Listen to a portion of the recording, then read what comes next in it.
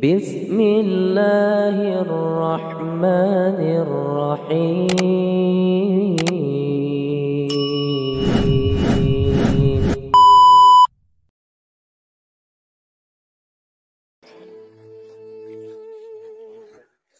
Matur nuwun Kang Son. Tindak mriki. Kok kon milih jumroh ke ngomong apa jumroh ke apa? Jengko mangat kowe bojomu marang tuamu. Wonten lho sip niki. Mantap ya. Kita kan milih jarangan orang-orang itu yang mengumrohkan apa milih sama Abah, jawabannya sama. Wah. Teh umure piro? SD sama SMP. Yus pengen umroh. Anakmu diajak? Nggih. Pak Son Haji umroh, Pak Son, Ibu mertua, bojomu siji to? Nggih, Pak. Son Haji, Bu Son, mertua, anake loro. Saya siang ini kedatangan tamu super istimewa yang tadi pagi saya sowan ke dalamnya di Gerabak gitu. Gerabak. Siang ini gantian beliau yang datang ke sini Pak Son Haji. Ketika kita melihat gestur tubuh atau gestur wajah dari Pak Son Haji pas bertemu dengan Miftah, seperti ada perasaan-perasaan yang disembunyikan. Yang pertama, yang seharusnya menangis ketika bertemu. Nih, ini dari pertama ya, kita tandai. Dari pertama mereka bertemu, berpelukan, seharusnya yang nangis-nangis adalah Miftah. Tapi ini kebalik teman-teman. Yang menangis adalah Pak Son Hajinya. Mungkin netizen akan merasa kalau tangisan Pak Son Haji ini adalah sesuatu yang dianggap kalau dirinya itu merasa bersyukur telah diteriaki goblok. Karena dengan teriakan itu dia diangkat derajatnya oleh Allah Subhanahu wa taala dan mendapatkan rezeki dari arah yang tidak diduga-duga. Namun di sisi lain, ketika seharusnya ada orang yang bikin video seperti ini. Alhamdulillah saya perjalanan dari Jakarta ke Mongkang. Jakarta.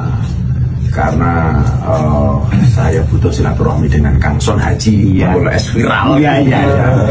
Yang beliau ini sering banget ikut ngaji apa ya?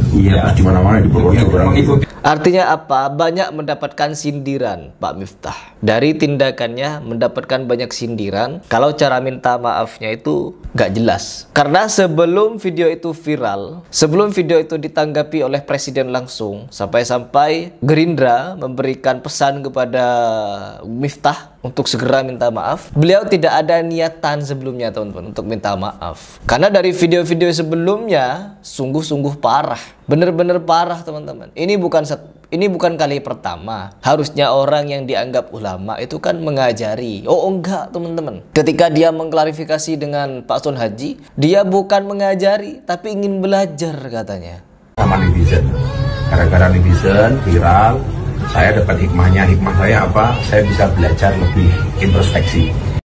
Anda tahu siapa yang digendong sama si buta dari Gua Hatu? Sekarang jualan es teh. Mana?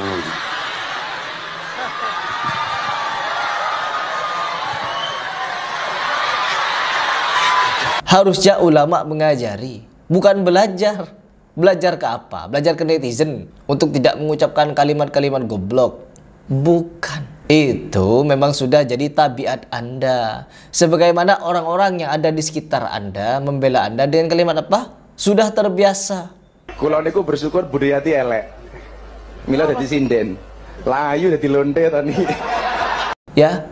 Sudah terbiasa, kebiasaan katanya. Jadi kebiasaan Anda itu memang mengucapkan kalimat-kalimat sontoloyo. Terus yang jadi lebih aneh lagi, pertama Pak Son Haji ini mengaku ditemui orang, bagaimana kronologinya, kenapa bisa disebut goblok seperti itu. Awalnya tidak nyangka katanya teman-teman. Ya, kita akan di sini di video ini khusus membaca gestur tubuh mereka, psikologi mereka ketika berdialog. Yang pertama itu mengaku tidak nyangka akan ada suara-suara goblok kepada dia. Ya, sampai akhirnya dia sakit hati dan kecewa. Lalu pulang hanya laku berapa katanya 7. Yang dimana sebelumnya Zaidan itu menyatakan kalau jualannya diborong. Gak ada diborong-borong bapak. Pulang dengan hati kecewa, sedih. Lalu apa? Dagangannya cuma laku 7. Agar kalian paham. Terus yang berikutnya, terus di pertemuan berikutnya Pak Son Haji diundang.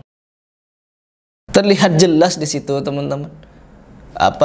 Gestur muka dari Pak Son Haji berubah-ubah. Seperti orang panik, seperti orang tertekan, kadang tersenyum, kadang tolah-toleh kanan kiri karena dikelilingi banyak orang tim Miftah, terus nunduk-nunduk karena dirangkul begitu ya, seolah-olah mereka berteman.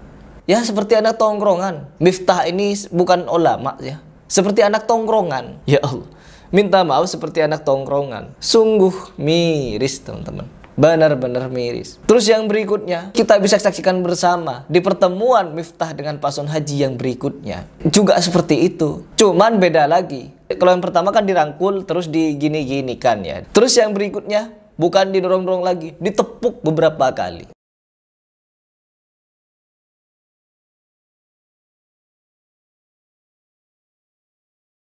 Melihat gestur, mimik muka, ya, ucapan, terlihat teman-teman, kalau Miftah ini lagi menyembunyikan perasaan jengkelnya. Perasaan jengkelnya disembunyikan gara-gara orang ini mungkin ya. Ini semua kemungkinan. Saya tidak menyatakan langsung teman-teman, hanya menduga-duga. Kemungkinan di dalam perasaan Gus Miftah itu menyatakan gara-gara orang ini dipukul, saya bisa jadi viral, marwah jadi turun, derajat bisa begini, ya, karir bisa begini, begitu. Akhirnya ditepuk-tepuk keras teman-teman, tepukannya keras ke punggung Pak Son Haji. Apa itu? Ya, dan itu diulang berulang-ulang teman-teman. Dan gimmick muka dari Pak Son Haji juga berubah-ubah di situ. Ditanyakan sama Pak Miftah kepada Son Haji, mau umroh sama mereka yang mengajak umroh atau umroh sama saya? Ya jelas sama orang yang di hadapannya, ya jelas. Karena mau nolak gak mungkin, ada orang yang jauh itu ingin ngajak. Apalagi sampai diundang-undang. Kemungkinan Pak Son Haji dijemput. Dijemput ke rumahnya ya, ke rumah Pak Son Haji, lalu diajak ke rumah Gus Miftah. Ngapain? Ya untuk ditepuk-tepuk pundaknya, punggungnya. Kenceng pula. Agak kenceng lah begitu. Sangat-sangat kelihatan teman-teman, kalau dia ini sedang menyembunyikan kekesalan. Karena dengan fenomena itu, ya, perantara Pak Son Haji, dia jadi begini sekarang. Diserang, dihujat jutaan umat. Lalu apa kata umat? Copot jabatannya di kabinet negara, kabinet kepresidenan. Katanya kan Miftah ini diangkat sebagai pejabat utusan presiden, utusan khusus presiden untuk keberagaman, keagamaan dan lain sebagainya. Ya Allah.